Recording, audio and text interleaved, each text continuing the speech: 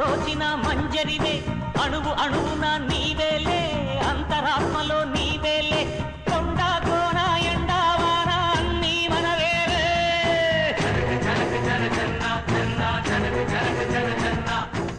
Megastar చిరంజీవిని విషం పెట్టి చంపాలని ప్లాన్ చేసింది ఎవరు తెలుసుకుందాం. Welcome to Telugu one cinema. నేను రూపానాథళ్ళ.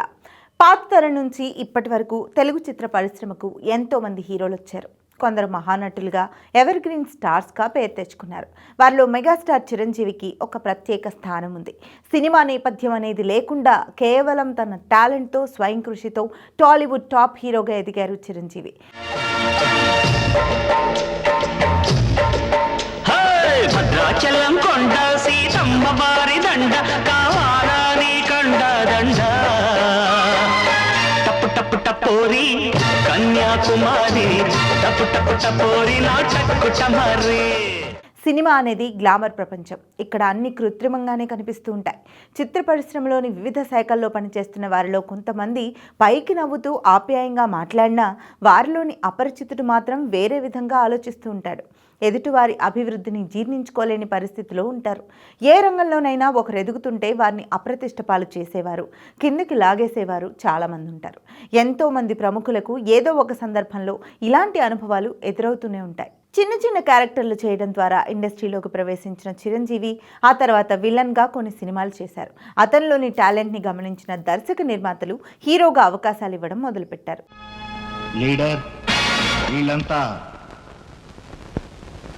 వీళ్ళందరి గురించి క్షుణ్ణంగా నాకు తెలుసు.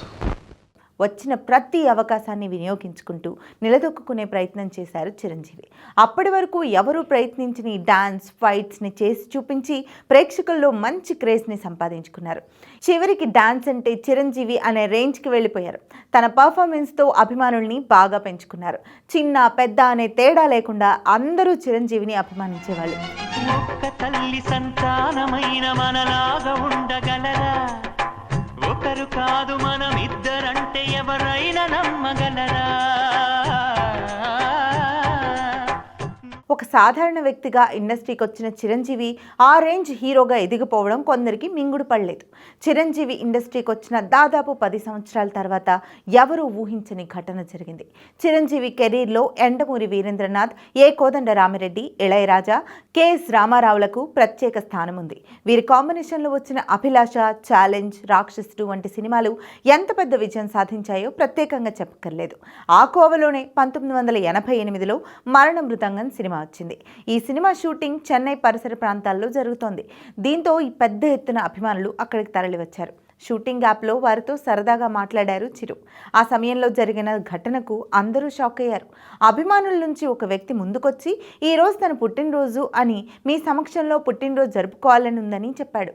చిరంజీవి దానికి అంగీకరించడంతో తనతో పాటు తెచ్చిన కేక్ను ముందు పెట్టి కట్ చేశాడు. ఆ తర్వాత చిరంజీవి నోట్లో బలవంతంగా పెట్టాలని చూశాడు. ఎవరు ఎదురు చూడని ఆ ఘటనతో అందరూ షాక్ అయ్యారు. చిరంజీవి తేరుకొని అతను కేక్ నోట్లో పెట్టడాన్ని అడ్డుకున్నారు. అప్పటికే కొంత కేక్ ఆయన నోట్లోకి వెళ్ళిపోయింది. క్రమంగా ఆయన పెదవులు నీలం రంగులోకి మారడం అందరూ గమనించారు. తేరుకున్న చిత్ర యూనిట్ చిరంజీవిని వెంటనే ఆసుపత్రికి తరలించారు. పరీక్షించిన డాక్టర్లు చిరంజీవిపై విషప్రయోగం జరిగిందని తెలిపారు. వెంటనే చికిత్స చేసి చిరంజీవి ప్రాణాలు నిలబెట్టారు వైద్యులు. అప్పట్లో అన్ని జాతీయ దినపత్రికల్లో ఈ వార్తను ప్రముఖంగా ప్రచురించారు. కొన్ని తెలుగు దినపత్రికల్లో కూడా ఈ వార్త వచ్చింది. అయితే చిరంజీవిపై విషప్రయోగం చేయించింది ఎవరు అనే విషయం ఇప్పటికీ మిస్టరీగానే మిగిలిపోయింది. నీకు సేవ చేసేందుకైన మరు జన్మ కోరుకోనా? స్నేహానికి చలికాడా, దోస్తీకి సరిజోడా, ఏళ్ళెదిగిన పసివాడా, ఎన్నటికీ నిన్ను వీడా.